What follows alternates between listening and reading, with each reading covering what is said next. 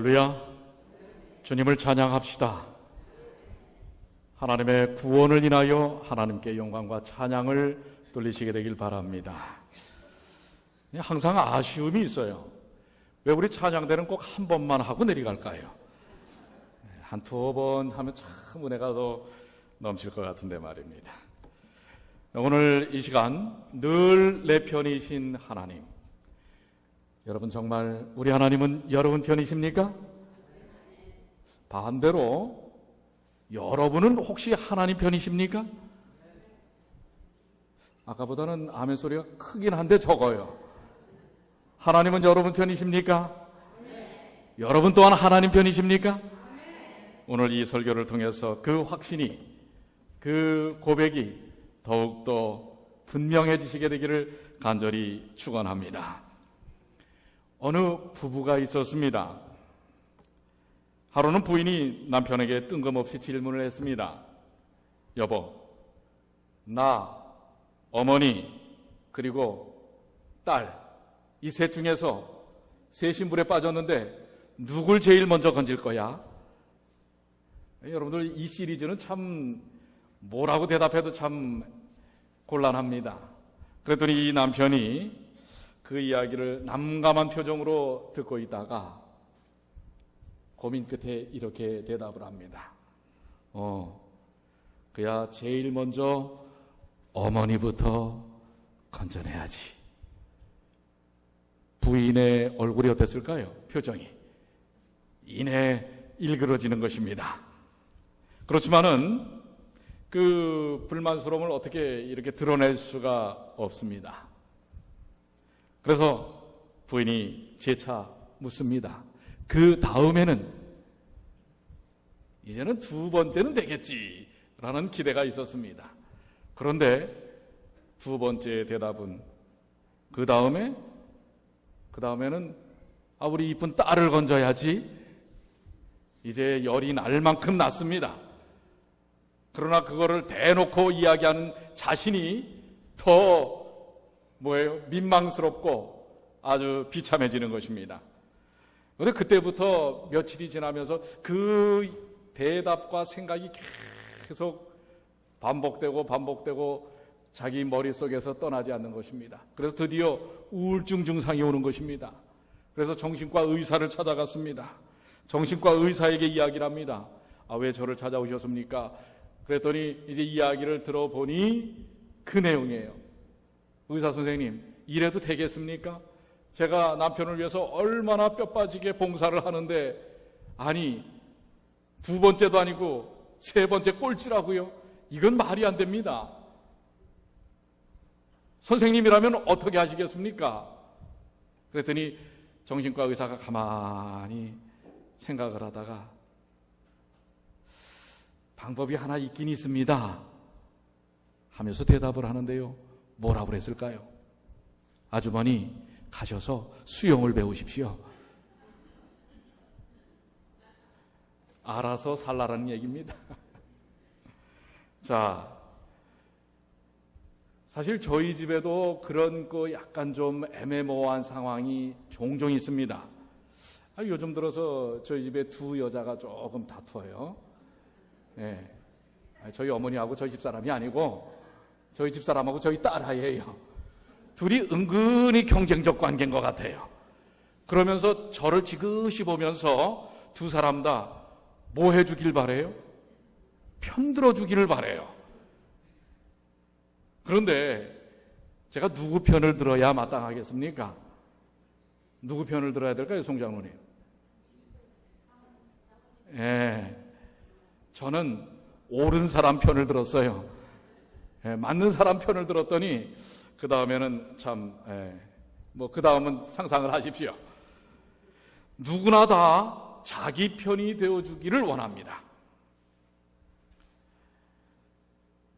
사람이 살면서 사실 어떻게 보면 가장 유치하다고 생각하지만은 그러나 자주 일어나는 게 네 편, 내 편 가르는 것입니다. 이 네 편, 내 편 갈라갖고 싸우는 것입니다. 그러나 정작 우리가 힘이 들고 어려울 때나 또 우리 자신에 대한 입장을 이해해주고 생각하는 사람이 있어야 할 상황에 막상 그런 사람이 그 순간에는 없다는 게 우리의 안타까움이기도 합니다. 누군가가 나의 입장을 알아준다고 하는 것, 대변해 준다고 하는 것, 그것은 얼마나 큰 힘이 되는지 모릅니다. 내 편이 있다. 그렇지 않습니까? 내 편이 있다고 하는 것은 그래서 사람들이 할 수 있으면 그렇기 때문에 많은 사람들을 자기 편으로 끌어들이려는 노력을 항합니다. 어떻게 해서든지 강한 배경과 후원자들을 얻으려고 혈안이 되는 게 이 세상입니다. 이 아이들 세계도 마찬가지입니다. 이 초등학교 아이들의 이 교실에서의 모습을 보면요, 아주 분명합니다. 이 패거리들이 있어요. 예, 언제 보면 아느냐면 화장실 갈 때 보면 압니다. 화장실 같이 가는 아이가 누구 편이에요? 자기 편인 것입니까? 예. 최근에 어떤 그 사회학자의 데이터를 보니까 특별히 뉴욕의 고등학교에서는 어떤 갱단에 들어가지 못하면 학교 생활이 그 자체가 어렵다고 하는 이야기도 할 정도입니다. 이거 어디에 소속돼 있어야 하는 것입니다. 누구 편에 들어 있어야 하는 것입니다. 이 모든 것이 내 편을 만들어 놓고 그 안에서 안정을 누리려고 하는 인간의 연약함과 또한 부족함, 욕구를 보여주는 것입니다. 이 어른들의 세계를 들어가면 어떨까요? 아이들보다 더합니다. 여러분들 아시는 것처럼 이 어른들 세계는 그야말로 어떤 패에, 어떤 정당에, 어떤 그룹에 들어있느냐 아니냐에 따라서 확연히 그 삶이 차이가 나는 것을 볼 수가 있습니다. 그래서 스스로 학연도 만들려고 하고 지연도 만들려고 하고 하다못해 연결되지 않으면 어떤 것이라도 갖다 붙여서 자기의 편을 만들려고 하는 것이 우리 인간들의 아주 본성적인 특질이라고 하는 것입니다. 어떻습니까? 우리 교회 안에서는 네 편, 내 편이 없습니까? 그런데 우리가 기억해야 할 것은 우리가 아무리 강한 배경과 좋은 후원자를 가지고 있다 할지라도 누구보다는 못해요? 누구보다는 못한 것입니까? 하나님하고는 도무지 비교할 수가 없는 것입니다. 여러분, 사람은 변합니까? 안 변합니까? 그래서 특별히 정치하는 분들은 그래요. 어제의 적이 오늘의 동지가 되고 오늘의 동지가 내일의 뭐가 된다고요? 적이 된다고 합니다. 자기의 이익을 위해서는 그 이합 집단 이렇게 모이고 저렇게 모이는 일에 주저함이 없다고 하는 것입니다. 인심은 변하게 되어 있습니다. 그래서 세상은 믿을 것이 없습니다. 그러나 오직 변치 않는 분이 계십니다. 여러분들 야고보서 1장 17절에 뭐라고 말씀하고 계십니까? 한번 다 같이 읽어볼까요? 그는 시작. 그는 변함도 없으시고 회전하는 그림자도 없으시니라. 여러분들 누가복음 15장에 나오는 탕자의 비유를 보십시오. 돈이 있을 때는 자기가 뭔가를 나누어 줄 것이 있을 때에는 주변의 친구들이 얼마나 많았습니까? 그러나 막상 줄 것이 없을 때에는 주변에 사람도 없는 것입니다. 이것이 어떻게 보면 세상의 모습입니다. 그렇지만 여러분과 저를 위하여 모든 것을 아끼시지 않는 하나님, 그 하나님은 변함도 없으시고 회전하는 그림자도 없으시니라. 어떤 각도에서 봐도 똑같다고 하는 것입니다. 세상 사람들은 다 변하고 세상의 인심은 다 변해도 결코 변하지 않는 분, 바로 그분은 여러분과 저를 위하여 생명까지 아끼시지 아니하신 예수 그리스도, 우리 주님이라고 하는 사실입니다. 그 주님이 누구 편이 되주셨다고요? 우리 본문의 말씀 뭐라고 얘기합니까? 이 시편의 고백은 다윗으로 추정합니다. 다윗이 뭐라고 얘기한다고요? 여호와는 누구시라? 한번 다 같이 여호와는 시작. 여호와는 내 편이시라. 아멘입니까? 하나님은 정말 변치 않는 하나님, 생명까지 주시는 하나님은 여러분 편이십니까? 오늘 이 고백에는 숨겨져 있는 깊은 사실이 담겨져 있습니다. 자, 다윗이 여호와는 내 편이시라 라고 고백할 수 있는 데에는 무엇이 전제로 되는가? 어떻게 하나님이 내 편이라고 고백할 수 있을까? 하나님은 나의 편이라고 고백하는 이 문제는 자신의 문제를 그냥 그대로 다 내어 맡긴 다윗의 삶의 결과 속에서 묻혀나오는 고백입니다. 자신의 삶을 누구에게 맡겼다고요? 하나님께 맡긴 자만이 이 고백을 할 수가 있습니다. 자신의 모든 것을 하나님께 맡겼고 그 맡겼을 때 하나님께서 인생의 문제를 해결해 주심을 믿고 기다렸을 뿐만 아니라 그의 삶 속에서 그것을 체험한 것입니다. 그 체험 속에서 나온 고백이에요. 하나님께 자신의 모든 삶을 내어 맡겼을 때 그분이 나의 삶 속에서 그 모든 것을 해결해 주셨을 뿐만 아니라 극복해 하셔서 다윗은 그의 삶 속에서 그러니 여호와는 내 편이라고 이야기합니다. 자, 그러면 다윗이 어떻게 고백을 했을까요? 118편 5절 바로 그 앞절입니다. 여호와는 내 편이시라 라고 고백하기 전에 이렇게 이야기합니다. 내가 고통 중에 여호와께 부르짖었더니 여호와께서 답하시고 나를 광활한 곳에 세우셨도다. 어떻게 했어요? 지금 다윗이 어떤 형편 가운데 있었던 거예요? 고통 가운데 있었던 거예요.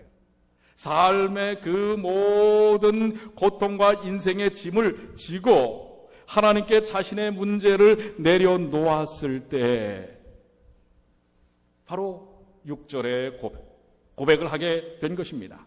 그런데 여기 부르짖다라는 말이 나오죠. 여호와께 부르짖다. 이 부르짖다라는 말은 간절한 기도를 이야기합니다. 간절한 심정으로 그 일들이 해결되기를 원하고 내 삶의 형편이 내 힘으로는 되지 않기 때문에 인생의 문제를 하나님께 전적으로 맡긴 그의 삶을 이야기하는 것입니다. 또 여기 광활한 곳에 세우셨도다. 이 광활한 곳은 한정이 없는 넓은 땅, 이 세상, 수많은 도전과 삶의 짐들이 몰려오는 이 세상을 향하여 하나님께서 우뚝 세우셨다고 하는 것입니다. 즉 그 세상 가운데서도 내 고통의 모든 심령의 깊은 것까지 다 하시면서 그것을 해결해 주시고 결국에는 그것을 해결해 주셨던 그 하나님이야말로 내 편이라고 그는 가슴 속에서부터 우러나오는 고백을 할 수 있었던 것입니다. 그래서 우리가 조금 전에 6절과 7절의 말씀을 읽었는데 8절, 9절에도 그 심경을 부연해서 설명합니다. 여호와께 피함이 사람을 신뢰함보다 나으며 여호와께 피함이 방백들을 신뢰함보다 나다. 이게 무슨 얘기입니까? 이 세상에서 여러 인맥과 관계와 배경을 믿는 것보다 하나님을 믿는 것이 분명한 해결책이라고 하는 사실을 이야기하고 있는 것입니다. 그리고 여호와께 피함이 방백들, 즉 권력자들, 힘 있는 사람들을 신뢰하는 것보다 낫다라고 하는 것입니다. 그런데 우리는 일상적인 삶에서 어떻습니까? 하나님을 신뢰하는 게 더 신속한지 아니면은 세상적인 방법과 세상적인 룰과 세상적인 상식에 의존하는 것이 더 쉬운지 한번 생각해 볼 필요가 있는 것입니다. 여기서 낫다라는 말은 토브라는 히브리 말입니다. 그런데 이것은 최선, 최고라는 뜻입니다. 여호와께 피하고 여호와를 신뢰하는 것이 이 세상의 그 어떤 것보다도 최고요, 최선이라는 얘기입니다. 오늘 이 자리에 앉아 계신 여러분과 저의 삶 속에서 바로 이런 고백이 이루어지시게 되길 바랍니다. 여호와는 내 편이신데 내 인생의 모든 문제를 이 세상의 그 어떤 해결책에 맡기는 것이 아니라 하나님께 맡기는 것이 최고라고 고백하시는 주님의 귀한 자녀들 되시길 바랍니다. 사실 이런 정도에 있는 사람이 이런 신앙적 고백을 할 수 있을까라는 생각을 제가 사실 책을 통해서 이 이야기를 보면서 깊이 생각을 합니다. 그렇기 때문에 이런 순결한 신앙, 이 신앙은 나라를 움직이는 힘이 있다는 사실을 또한 인정할 수밖에 없습니다. 그 얘기는 뭐냐면요, 미국에서 남북전쟁이 한창 치열한 때였습니다. 노예 해방을 내건 링컨 대통령이 북군의 수장 아니겠습니까? 남군과 저 남쪽 농촌 지역과 이제 나누어져서 전쟁을 벌이고 있는 것입니다.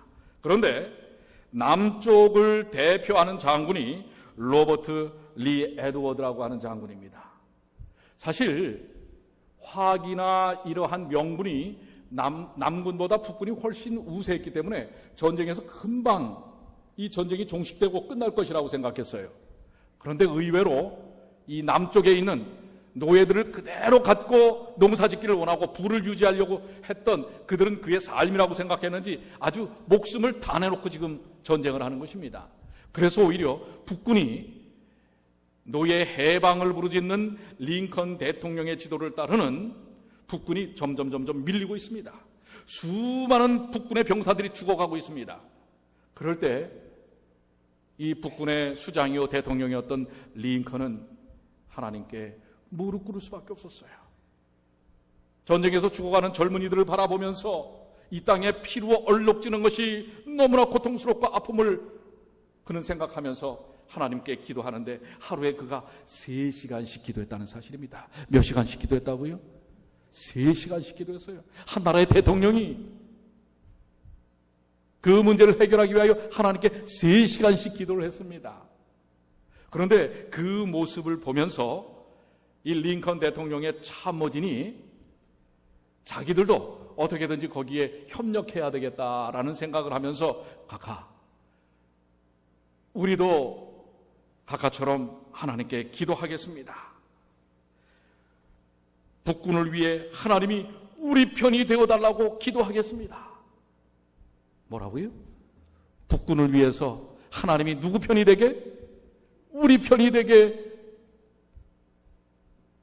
기도해달라고 그렇게 기도하겠습니다. 그랬더니 링컨이 뭐라고 얘기했는 줄 아세요? 아니요, 그렇게 기도하지 마십시오. 그렇게 기도하시려면 하지 마십시오. 그러면서 링컨은 이렇게 얘기합니다. 하나님이 우리 편이 되어달라고 기도하지 말고 우리가 하나님 편이 되게 해달라고 기도하십시오. 뭐라고요?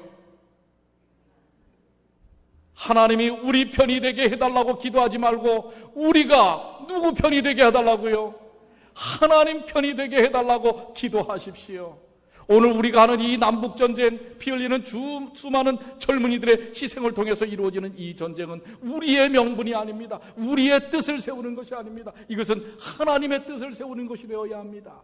그렇기 때문에 하나님이 우리 편이 되어 주십시오. 기도하지 말고 우리가 하나님 편이 되게 해 주십시오. 하나님의 뜻을 따르게 해 주십시오. 이렇게 기도하라고 하는 것입니다. 여러분들 어떻게 보면 참 엇비슷한 얘기 같지만 이거는 중심이 다른 얘기입니다. 주제가 다른 얘기입니다. 우리 모두는 어떤 면에서 그런 기도를 하는지 모릅니다. 하나님, 제 편이 좀 돼주세요. 누구처럼요? 그 부인처럼 제 편이 돼주세요. 그러나 우리의 기도는 달라져야 합니다. 하나님, 우리가 하나님 편이 되겠습니다. 그래서 정로의 계단은 우리의 기도의 내용이 어떻게 되어야 한다고요? 기도는 하나님을 우리에게로 내려오시게 함이 아니요 우리로 하여금 그에게로 올라가게 하는 것이다. 그렇습니까? 하나님을 끌어내리는 것이 아닙니다. 우리의 형편에 하나님을 맞추는 것이 아닙니다. 하나님의 뜻에 우리가 맞춰져 가는 것입니다. 이것이 생명의 원리인 것입니다. 이 세상을 창조하시고 구원하신 생명의 본질에게 다가서는 것입니다.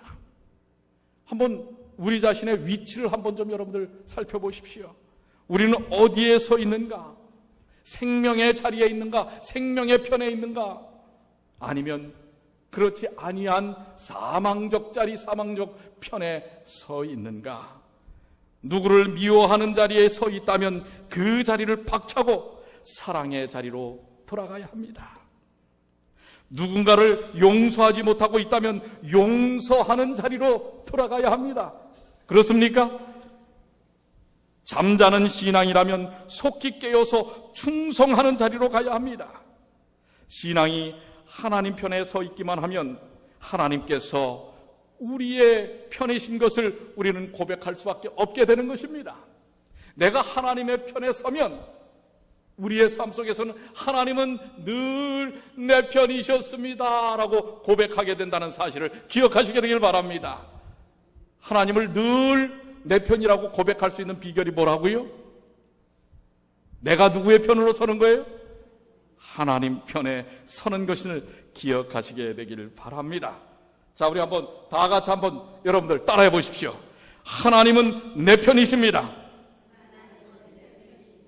나도 하나님 편에 서겠습니다. 여러분은 다 누구 편이라고요? 하나님 편입니다. 그러기에 여러분들은 뭘 고백할 수 있다고요? 하나님은 누구 편이시라? 내 편이시라. 아시겠습니까? 내 편이기 때문에 내 편이 아니라 하나님 편이기 때문에 내 편입니다. 이게 도대체 무슨 말이에요? 내 편이기 때문에 내 편이 아니라 하나님 편이기 때문에 하나님은 내 편이신 것입니다. 오늘 이 단순한 진리, 이것이 오늘 여러분과 저를 변화시키는 능력입니다. 오늘 우리는 연약하기 때문에 자꾸 내 편을 갖기를 원합니다. 그러나 여러분, 그 내가 원하는 내 편은 언제든지 사라집니다. 사랑하는 사람도 떠나버립니다. 그 좋았던 관계들도 시간이 지나면 다 바뀌어버립니다. 이해가 달라집니다. 그러나 여전히 변치 않는 우리 하나님은 내 편에 서시는 것입니다. 내가 하나님 편에 서 있을 때 그분은 언제나 내 편이셨습니다. 그러면 내가 하나님 편에 안 서 있으면 우리는 하나님 편이 아닙니까? 그래도 하나님은 우리 편이었어요. 이건 더 놀라운 사실이에요. 내가 하나님 편에 서 있지 않아도 그분은 내 편이셨어요. 근데 중요한 사실은 내가 하나님 편에 서 있지 않으면 하나님이 내 편인지 내가 몰라요. 무슨 얘기인지 아시겠어요? 그렇기 때문에 고백할 수가 없는 거예요. 변화할 수가 없는 거예요. 그러니까 여러분들 중요한 사실은 내가 하나님 편에 서야만 하나님이 내 편인지를 내가 자각하게 되는 것입니다. 이렇게 하나님 편에 사는 사람은 두려움이 없습니다. 무엇이 없다고요? 내게 무엇이 없나니? 두려움이 없나니 사람이 내게 어찌할꼬? 이 세상의 사람들, 이 세상의 그 어떤 것들, 주변에 있는 그 모든 것들 다 상관없습니다. 두려움이 없는 것입니다. 여호와는 내 편이시라. 아니, 내가 하나님 편에 섰을 때 하나님이 내 편이심을 고백함으로써 나는 두려움이 없게 된다고 하는 것입니다. 그렇습니다. 다윗은 자신이 아무리 어렵고 힘들더라도 두려움이 없다고 고백합니다. 왜냐하면 하나님이 내 편이시고 나를 돕는 자 중에 계시고 더 나아가 나를 미워하는 자에게서 하나님이 반드시 그 미워하는 자를 뭐 한다고요? 보응하는 것을 내가 보리로다. 이야, 여러분들 이 세상적 드라마에서 보면 원수를 대신 갚아주신다는 거예요. 이게 얼마나 참 신나는 일입니까? 내가 갚을 수 없는 그 원수를 말이에요. 하나님이 대신 어떻게 한단 말이에요? 갚아주신단 말이에요. 근데 이렇게 이해하시면 정확하게 이해하신 게 아닙니다. 하나님, 아이고 그놈의 인간 왜 잡아가지도 않으세요? 이런 기도를 응답해 주시겠다는 게 아닙니다. 여기서 나를 미워하는 자에게, 본질적인 나를 미워하는 자는 누굽니까? 사탄입니다. 마귀입니다. 죄의 원흉입니다. 우리 연약한 인생들이 아니라는 사실입니다. 여러분들 이것을 사람에다가 대하지 마세요. 하나님 내 편이시죠? 해치워 주세요. 이게 아니라 말이에요. 우리는 다 연약한 인생들이에요. 하나님께서 지극히 사랑하는 함께할 영혼들입니다. 그런데 우리 너머에 있는 마귀 사탄이 우리를 뒤흔드는 것입니다. 그 사탄을 죄의 원흉으로부터 우리를 해방시키겠다고 하는 것이 주님의 약속임을 기억하시게 되길 바랍니다. 오늘 이미 여러분들은 죄로부터 그 나를 미워하는 자에게서 뭐예요? 해방된 사람들입니다. 그래서 시편 23편 4절에 다윗은 이렇게 고백합니다. 내가 사망의 음침한 골짜기로 다닐지라도. 한번 다 같이 해볼까요? 이 말씀은 얼마나 은혜가 됩니까? 내가 사망의 음침한 골짜기로 다닐지라도 해를 두려워하지 않을 것은 주께서 나와 함께 하심이라. 주의 지팡이와 막대기가 나를 안위하시나이다. 아멘. 오늘 이러한 사랑으로, 이러한 인도하심으로, 이러한 능력으로, 이러한 주님의 관심으로 우리를 인도하고 계신다는 사실을 기억하시게 되기를 바랍니다. 그렇기 때문에 하나님의 사랑 안에서 하나님의 사랑을 확신하는 사람은 두려움이 없습니다. 죄로 인한 두려움이 없습니다. 다가오는 수많은 삶의 도전으로부터는 두려움이 없습니다. 요한일서 4장 18절 사랑 안에 두려움이 없고 온전한 사랑이 두려움을 내어쫓나니 두려움에는 형벌이 있음이라. 두려워하는 자는 사랑 안에서 온전히 이루지 못하였느니라. 여러분들, 죄로 인한 두려움은 주님의 사랑 안에서 과감히 물려치는 두려움이라는 사실을 기억하시게 되길 바랍니다. 아직도 죄에 대한 염려가 있습니까? 삶에 대한 곰핍함이 있습니까? 지쳐 쓰러지는 나는 왜 매일 이럴까? 여러분들, 이 죄의식에서부터 십자가의 은혜를 통하여 벗어나시는 주님의 귀한 자녀들이 되시기를 간절히 축원합니다. 사랑에는 무엇이 없다고요? 주님의 십자가의 사랑에는 두려움이 없습니다. 그런데 아직도 두려움 가운데 있다면 구원의 확신이 없는 것입니다. 자기 믿음에 대한 확신이 없는 것입니다.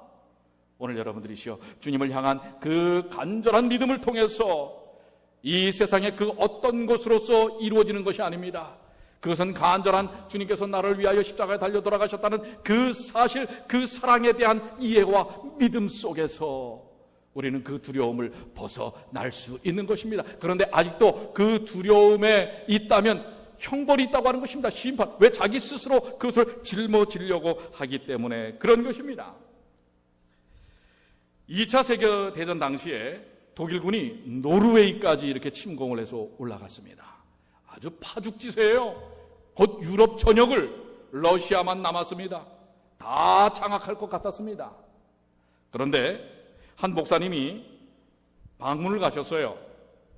그런데 그 순간에 막 독일 항공기들이, 폭격기들이 폭격을 해서 집으로 돌아갈 수가 없어서 한 성도님 집에서 그날 밤을 기거할 수밖에 없었습니다. 막 밖에는 그냥 정말 이 섬광이 그리고 우레와 같은 이 폭음이 막 들립니다. 그래서 밤새 한숨도 자지 못했는데 그 집에 초등학교 1학년 딸이 있었어요. 그 딸 아이는 그 포화 속에서도 어른들은 다 벌벌벌벌 떨고 침대 한 구석에서 이렇게 쪼그리고 앉아서 밤을 새웠는데 이 아이는요 늘어져라 자는 것입니다. 원래 잠이 많은 아이인지 모르겠지만은 그래서 아침에 일어났을 때 목사님이 물어봤어요. 너는 독일군의 폭격이 무섭지 않으니? 어떻게 그렇게 편안하게 잠을 잘 수 있으니? 그때 이 아이가 뭐라고 얘기했는지 아십니까? 참 이 이야기는 저에게도 참 생각을 많이 하게 하는 이야기입니다. 하나님께서 안 주무시고 나를 지키시는데 나까지 안 잘 필요가 있나요? 하나님께서 안 주무시고 나를 지키시고 계시는데 나까지 안 잘 이유가 있나요? 여러분, 시편 121편은 여호와는 졸지도 모하시도 않은 분이라고 그랬어요. 주무시지도 않는 분이라. 나의 도움이 어디서 올꼬? 그렇습니다, 여러분. 우리 하나님은 여러분과 저의 삶 속에서 졸지도 주무시지도 않는 분이라는 사실을 기억하시게 되길 바랍니다. 여러분들 잠 못 주무시는 분 계시죠? 오늘 밤에는 좀 잠을 좀 잘 주무시길 바랍니다. 주님께 모든 것을 다 맡기고 하나님께서 그 모든 것을 붙들고 계신단 말입니다. 무엇으로 인하여 마음에 두려움이 있습니까? 무슨 일로 인하여 밤잠을 설치고 계십니까? 사실 보면 알아요. 예배 시간에 꾸벅꾸벅 조는 분들 계십니다. 밤에 뭐 하세요? 안 주무시고. 이제 오늘 밤에는 잘 주무십시오. 밤잠을 설칠 정도로 내 인생에 고민들이 있습니까? 하나님께 맡기십시오. 직장에 문제가 있습니까? 가정에 문제가 있습니까? 재정에 문제가 있습니까? 인간관계에 문제가 있습니까? 신앙에 문제가 있습니까? 사랑 안에는 두려움이 없고 온전한 사랑이 두려움을 내어쫓나니 그리스도의 십자가의 사랑 안에서 진정한 평안을 얻으시는 주님의 귀한 자녀들이 되시기를 간절히 축원합니다. 그래서 다윗은 고백합니다. 여호와는 나의 빛이요 나의 구원이시니 내가 누구를 두려워하리요? 여호와는 내 생명의 능력이시니 내가 누구를 무서워하리요? 젊은 시절에는 다 이렇게 이야기를 합니다. 내 주먹을 믿어. 내 지혜를 믿어. 그런데 나이가 50이 되고 60이 되면 어때요? 이제는 새로운 뭔가를 도전할 수 있는 용기도 없습니다. 그러다 보면 인생이 점점점 회한과 허무함에 빠지게 되는 것입니다. 그러나 여러분들 기억하십시오. 사도 바울이 그랬습니다. 내 겉사람은 후패하지만 점점 늙어가지만 머리는 빠지고 휘어지고 주름은 점점점 늘어가지만 내 속사람은 날마다 뭐하게 된다고요? 새롭게 된다고 하는 것입니다. 이것이 바로 믿는 사람의 삶인 것을 기억하시게 되길 바랍니다. 오늘 그렇기 때문에 우리 이 자리에 가장 연세가 높으신 우리 최종순 집사님도 속은 소녀예요. 겉은 지금 지팡이를 짚고 계단 올라오시기가 얼마나 힘들지 몰라요. 그러나 속마음은 뭐라고요? 이팔 청춘이라니까요. 그래요, 안 그래요? 네. 얼마나 수줍어하세요. 여러분, 예수 안에 있는 사람은, 여호와는 내 편이라고 고백하는 사람은 속은 날마다 성령의 충만을 통하여 새롭게 된다는 사실을 기억하시게 되길 바랍니다. 오늘 날마다 여러분을 새롭게 하시는 하나님의 은혜를 찬양하십시오. 하나님의 은혜에 감사하시게 되길 바랍니다.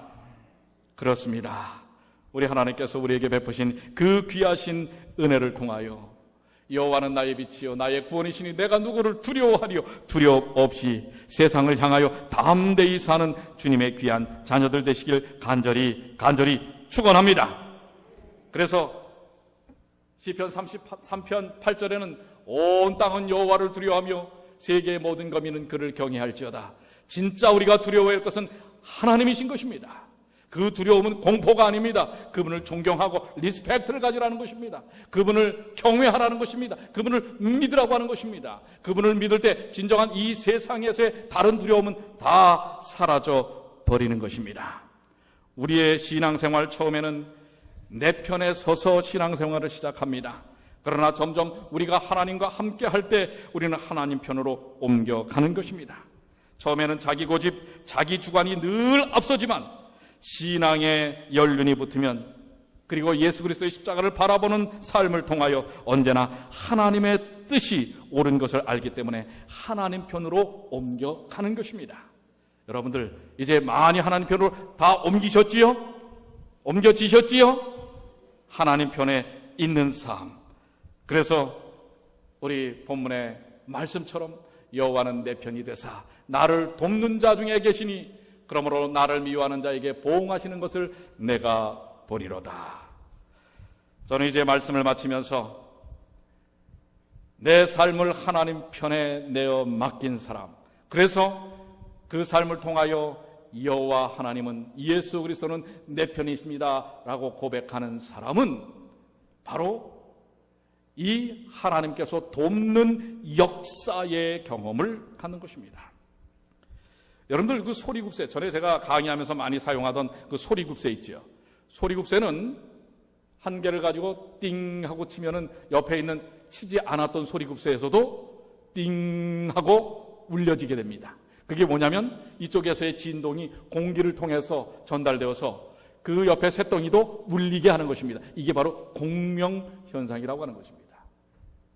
그런데 이게 같은 공명 주파수를 가진 것입니다. 주파수가 같는 거예요. 여러분들 그 1940년 7월 1일에 개통되었던 미국의 그 워싱턴, 우리 여러분들 그 워싱턴 주에 타코마가 있습니다. 그 타코마 이 철교가 불과 4개월 만에 와르르 무너졌습니다. 1940년대. 근데 이게 부실 시공이 아니에요. 그 타코마 철교가 꽤 상당히 큰 철교입니다. 와르르 무너졌는데 진지 4개월 만에. 이유는 그때 불었던 돌풍 때문이었습니다. 그 돌풍이 이렇게 크지도 않았어요.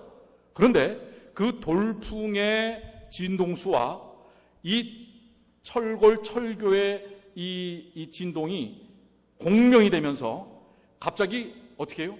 철교가 금방 그 진동의 파장이 확장되면서 철교가 완전히 엿가락처럼 춤을 추다가 와르르 무너져 버린 것입니다.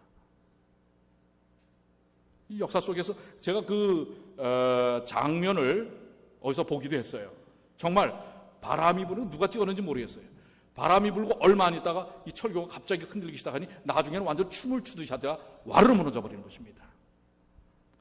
이게 바로 같은 진동 주파수에 의한 공명 현상입니다.